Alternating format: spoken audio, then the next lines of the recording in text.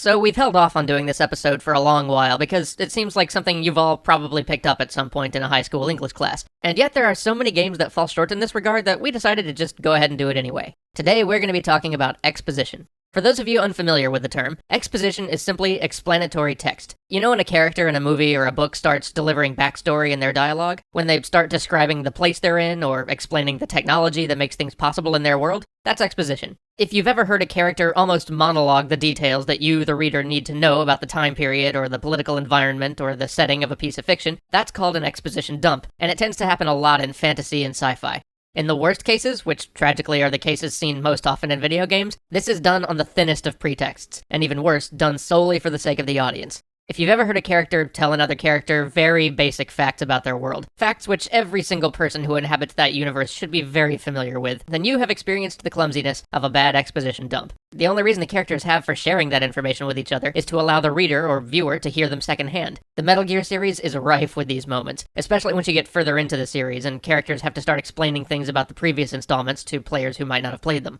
The problem with these moments is that they bog down the pacing, and rarely do anything to develop the characters or move the story forward. They're just a delivery mechanism for the facts that we need to engage with the story. One of the biggest challenges with a sci-fi or fantasy story is the massive amount of world information that needs to be conveyed. It's the groundwork we need to be able to understand the space we're playing in. So, when you find yourself in a moment where someone's explaining to you why your power armor works, or who these aliens invading our planet are, that's sort of the price of entry to participate in the narrative, but it doesn't actually drive the story being told, does it?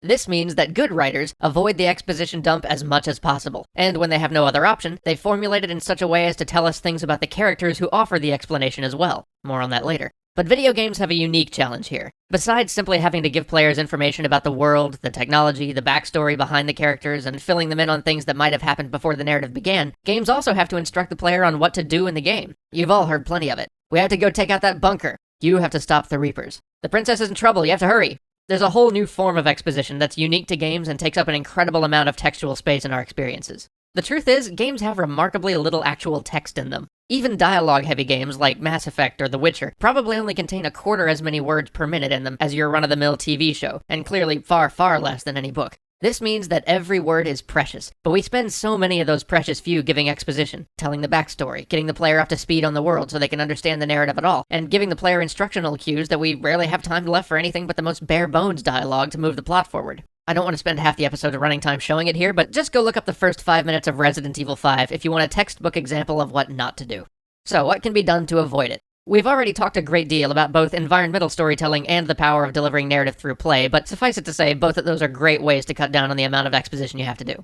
Look at Fallout 3. Look at how much of that world is made clear through the environment alone without lengthy explanations. Better yet, look to Journey. Even look at the beginning of Deus Ex: Human Revolution. There was a game where the beginning had to be saturated in exposition because there was a lot the player had to know before the story could begin, but by walking the player through the environment, they let the visuals do half the exposition for them. Or heck, just look at Half-Life. Anyway, a lot of the non-verbal, non-written elements of your game can help to cut down on the amount of exposition needed. Not taking advantage of environmental storytelling is just suboptimal narrative design.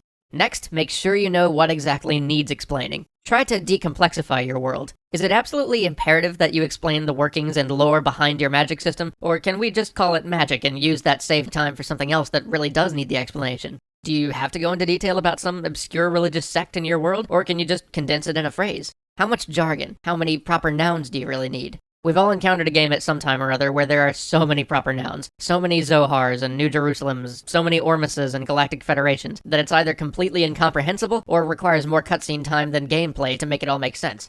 If you can really drill down and figure out what's unique about your world, and save all of your exposition for that, it'll give you the time in your narrative to actually do interesting things with the unique stuff that make your world stand out.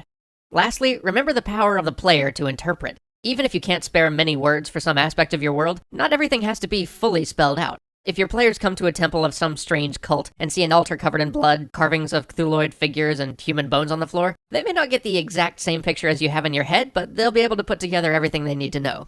Even a single line can deliver all the information you need to convey, so long as that line distills the essence of what you're trying to describe. Like, he was a slaver, or she had 2 sons before the war.